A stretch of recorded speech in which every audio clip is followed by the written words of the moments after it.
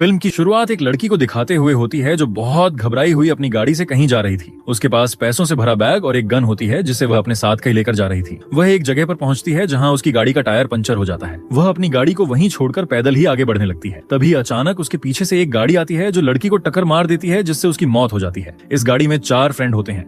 ये चारों फ्रेंड शिकार के लिए अपने कैबिन जा रहे थे। वे सब घबराकर गाड़ी से बाहर आते हैं। उनको कुछ समझ नहीं आ रहा था कि अब क्या करना है। तभी पॉल की नजर पैसों से भरे बैग पर पड़ती है, जिसे देखकर वह अपने साथियों से कहता है कि अब हमारी लाइफ चेंज होने वाली है, क्योंकि वह सबसे ज्यादा लालची इंसान था। लेकिन बाकी फ्रेंड डरे हुए होते हैं क्योंकि उनके सामने एक लड़की की बॉडी पड़ी हुई है। जॉन उनसे कहता है कि हमें पैसे लेकर पुलिस के पास जाना चाहिए। इस पर पॉल जवाब देता है कि पुलिस वाले यह पैसे अपने पास रख लेंगे और हमें मर्डर के केस में अंदर कर देंगे। अब जॉन को यह सब ठीक नहीं लग रहा था, लेकिन बाकी 2 फ्रेंड भी पॉल का साथ देने के लिए तैयार हो जाते हैं, क्योंकि उनके मन में भी लालच आ जाता है और पैसों से अपनी लाइफ चेंज करना चाहते हैं। एक फ्रेंड पॉल से पूछता है कि अब इस बॉडी का क्या करना है, तो पॉल कहता है कि हम कैबिन पहुंचकर इस बॉडी को जंगल में कहीं दफना देंगे और फिर पैसे बांटकर इस बात को हमेशा के लिए यही भूला देंगे। जिसके बाद वो लोग लड़की की बॉडी और पैसे वाले बैग को गाड़ी में डाल देते हैं। ये सब यहाँ से निकलने ही वाले थे कि तभी वहाँ पुलिस की एक गाड़ी आकर रुकती है जो दरअसल उसी लड़की को ढूंढ रही होती है। उसे देखकर पॉल सबको शांत रहने को कहता है ताकि पुलिस वाले को शक ना हो। ऑफिसर सबसे पहले उस लड़की की गाड़ी को देखता है, जिसके बाद वो इन चारों फ्रेंड से पूछताछ करने लगता है। पॉल कहता है कि हमने यहाँ कोई लड़की नहीं देखी, हमारी गाड़ी अचानक रास्ते के बीच में ही खराब हो गई थी, इसलिए हम लोग इसे ठीक करने की कोशिश कर रहे थे। ऑफिसर कहता है कि आपकी यह गाड़ी तो बिल्कुल न्यू लग रही है, तो फिर आखिर इसमें खराबी कैसे हो सकती है? पॉल जवाब देता है कि वो हमें नहीं पता, बस ये अचानक यहाँ आकर खराब हो गई। ऑफिसर कहता है कि अच्छा ठीक है, लेकिन मुझे एक बार इस गाड़ी को चेक करना है। अब पॉल को डर लग रहा था कि अंदर पड़ी बॉडी को कहीं ऑफिसर न देख लें, इसीलिए वो लड़की की गन उठाकर पुलिस वाले पर तान देता है। ये देखकर बाकी फ्रेंड बहुत डर जाते हैं। वो पुलिस ऑफिसर और बाकी फ्रेंड उससे गन नीचे रखने के लिए कहते हैं, लेकिन पॉल उनकी बात नहीं सुनता और गोली चलाकर उस पुलिस वाले को मार देता है।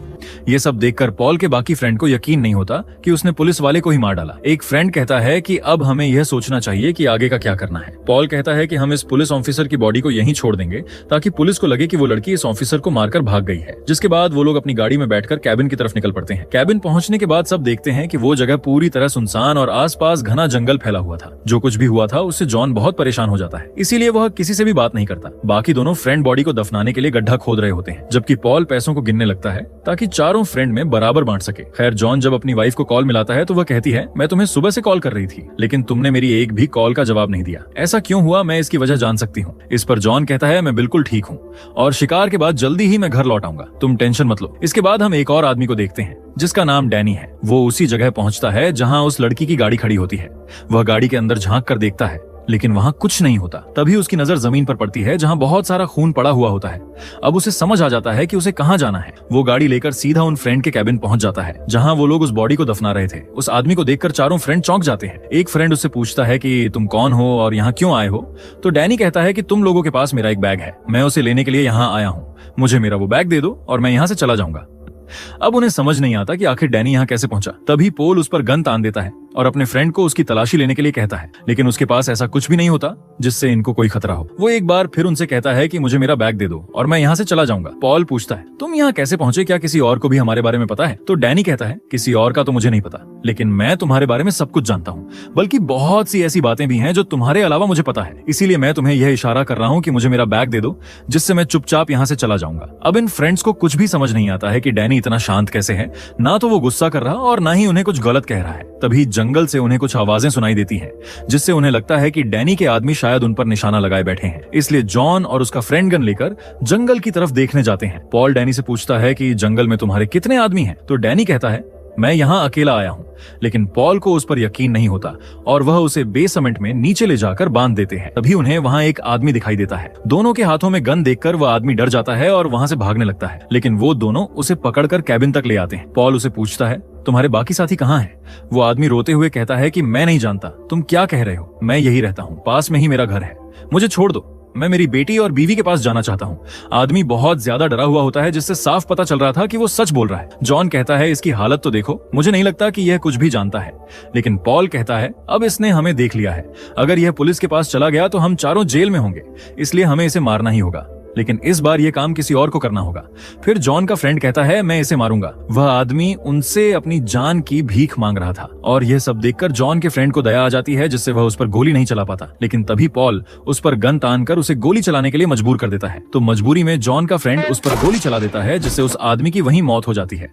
अब जॉन का फ्रेंड कुछ देर के लिए सदमे में चला गया था, क्योंकि उसने एक इंसान की जान ले ली। अब जॉन बॉडीज को ठिकाने लगाने में लग जाता है। वहीं पोल डैनी के पास आता है। तभी डैनी उसे कहता है कि तुमने एक बेगुनाह आदमी को मार डाला है, जबकि तुम जानते थे कि वह बेकसूर था। अब शायद तुम्हें इंसानों का शिकार करने में खुशी मिलती है। तुम ये सब खुद को बचाने के लिए नहीं कर रहे, बल्कि तुम्हें इन सब की आदत होने लगी है, जैसे कोई नशे की आदत लगती है। डैनी की ये बात सुनकर पॉल हैरान रह जाता है। फिर जब जॉन अंदर आता है तो डैनी फिर से उन लोगों से कहता है मैं तुम सबको लास्ट बार कह रहा हूँ, मुझे मेरा बैग वापस दे दो और मैं यहाँ से चला जाऊंगा। ये सुनकर पॉल का एक फ्रेंड कहता है अगर हम पैसों में से एक हिस्सा इसे भी दे दें तो मेरे ख्याल से इसमें कोई प्रॉब्लम नहीं होगी। लेकिन पॉल इसके लिए नहीं मानता, जिस पर डैनी भी कहता है मुझे कोई हिस्सा नहीं चाहिए, या तो मैं सब कुछ लेकर जाऊंगा या फिर कुछ भी नहीं। ये सुनकर पोल उसके सिर पर गन तान देता है। डैनी फिर शांत रहा और बड़े धीमे लहजे में कहता है तुम सब मुझे नहीं मार सकते, और हाँ क्यों ना तुम अपने फ्रेंड्स को कैलिफोर्निया वाली बात बता दो। ये सुनकर पोल पूरी तरह से चौंक जाता है और डैनी से पूछता है तुम ये सब कैसे जानते हो।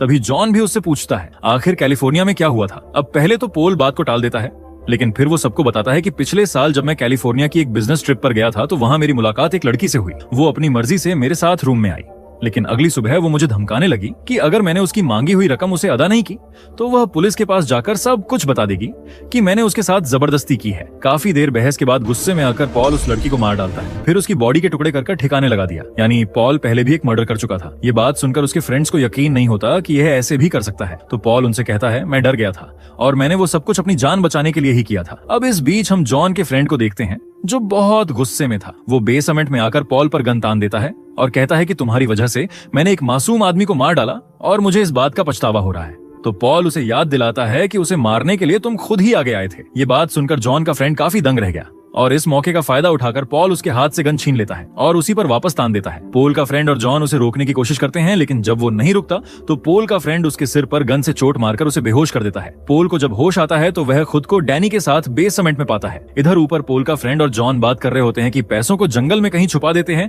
जब तक कि यहाँ नहीं कोई हल नहीं निकलता, क्योंकि जब से ये बैग हमारे सफर में आया है हम अपनी इंसानियत खो चुके हैं। इधर बेसमेंट में डैनी पॉल को भड़काता है कि तुम्हारा फ्रेंड तुम्हें अपने प्लान में शामिल नहीं करेगा और वो पैसे लेकर चला गया है। तब पॉल गुस्से में आकर जॉन के पीछे भागता है, लेकिन तभी जॉन का फ्रेंड उस पर गोली चला देता है, जिससे वह नीचे गिर जाता है। तब उन्हें लगता है कि शायद पॉल मर गया है, इसलिए जॉन का फ्रेंड बेसमेंट में जाकर रोने लगता है। तब डैनी कहता है कि अब रोने से कोई फायदा नहीं होगा।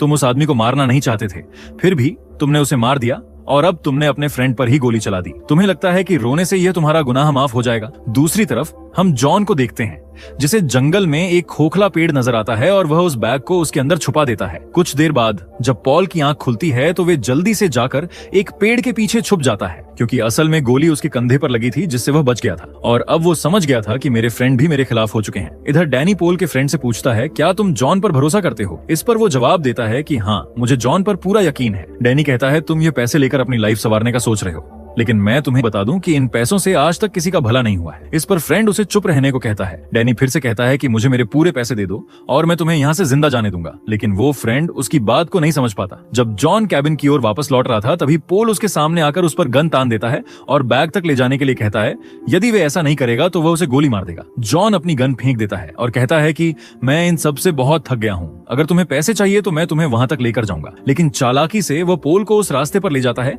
जहाँ जानवरों को पकड़ने के लिए ट्रैप बिछाए गए थे। जैसे ही वह आगे बढ़ते हैं तो पोल का एक पैर ट्रैप में फंस जाता है और वह दर्द के मारे चिल्लाने लगा, लेकिन जॉन पोल की मदद करने के बजाय गन उठाकर वहां से भाग जाता है। जॉन कैबिन तक पहुंचकर अपने फ्रेंड्स को सब कुछ सच बता देता है। सारी बातें सुनकर जॉन का फ्रेंड कहता है कि पोल भी हमारा ही फ्रेंड है, आखिर हम उसे ऐसे मरने के लिए कैसे छोड़ सकते हैं। तभी डैनी कहता है तुम लोगों के पास अब भी मौका है, मुझे मेरे पैसे दे दो। जब पोल का फ्रेंड फिर से डैनी को धमकाता है तो डैनी कहता है मैं तुम्हारे बारे में सब कुछ जानता हूँ, कैसे तुम लोग अपने फ्रेंड्स को धोखा दे रहे हो। इससे पहले कि डैनी कुछ और कह पाता पोल का फ्रेंड उसके सिर में गोली मार देता है और तभी वहाँ एक अजीब सी आवाज गूंजने लगती जिसे वह सब सुनकर दर्द से चीखने लगते हैं, क्योंकि यह अजीब सी आवाज उनके कानों को बहुत तकलीफ दे रही थी। खैर कुछ देर बाद सब उस जगह तक पहुंचने के लिए निकल पड़ते हैं जहां जॉन ने पैसे छुपाए थे। रास्ते में पॉल उन्हें देख लेता है और वह भी चुपचाप उनका पीछा करने लगता है। वही पॉल को जॉन की गन भी मिलती है जिसे वो अपने पास रख लेता है। आगे बढ़ते हुए जॉन पॉल के फ्रेंड से पूछता है कि क्या तुम मुझसे कुछ छुपा रहे हो। पॉल का फ्रेंड हाँ में जवाब देता है और कहता है कि मुझे माफ कर देना, क्योंकि मेरा और तुम्हारी बीवी का चक्कर है। ये सुनकर जॉन काफी चौंक जाता है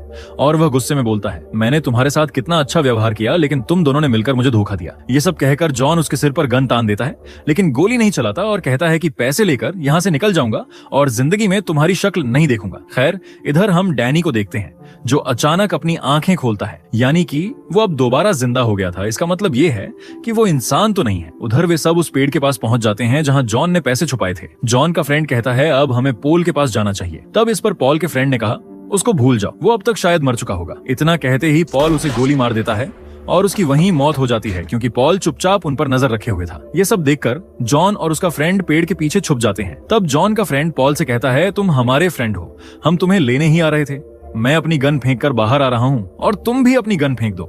इस पर पॉल कहता है, पहले तुम बाहर आओ। तभी जॉन का फ्रेंड पॉल पर भरोसा करके बाहर आ जाता है। उसके हाथ में बैग भी था, लेकिन तभी जॉन का फ्रेंड पॉल के पीछे खड़े डैनी को देखता है। उसे देखते ही वह दंग रह गया। उसके हाथ से बैग नीचे गिर जाता है। वो सोचता है कि यह जिंदा कैसे हो गया। पॉल को कुछ समझ नहीं आता और इसी उलझन में वो जॉन के फ्रेंड को गोली मार देता है। अब सिर्फ पॉल और जॉन दो ही जिंदा थे। इसी बीच डैनी जॉन के फ्रेंड को घसीटते हुए एक पेड़ के नीचे ले जाता है। फिर वो एक इंजेक्शन से उसका खून निकालता है ताकि खुद को जिंदा रख सके। और आखिरकार हमें यहाँ पता चलता है कि असल में डैनी एक मॉन्स्टर है। जॉन का फ्रेंड अपनी आखिरी सांसें गिन रहा था कि तभी डैनी उसे कहता है, तुम इंसान कुत्तों की तरह हो गए हो। जैसे कुत्तों को मांस का टुकड़ा डालने पर वो अपने ही साथियों से लड़ने लगते हैं।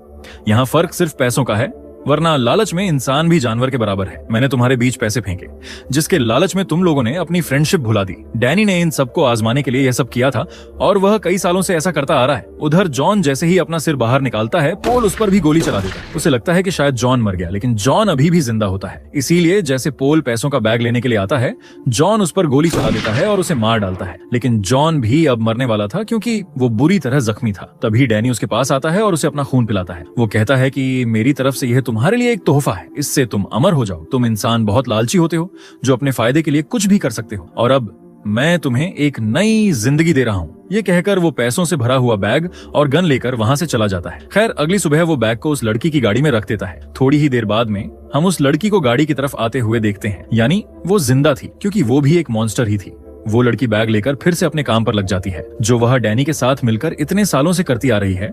यानी यह दोनों इंसानों को आजमाकर उनका शिकार करते हैं और खुद के लिए पीने का खून जमा करते हैं। खैर, अब एक नई जगह पर दो लोगों को देखते हैं जो उसी पैसों से भरे बैग को देखकर हैरान हो जाते हैं और उनके मन में भी वही लालच जाग उठता है। इससे हम समझ जाते हैं कि अब वह लोग भी डैनी के अगले शिकार बनने वाले हैं। फिर हम जॉन को देखते हैं जो अभी जिंदा था। जाहिर है कि वो भी डैनी का खून पीने से मॉन्स्टर बन चुका था और डैनी के साथ मिलकर इस नए मिशन में शामिल हो जाता है। फिल्म की कहानी यहीं पर खत्म हो जाती है।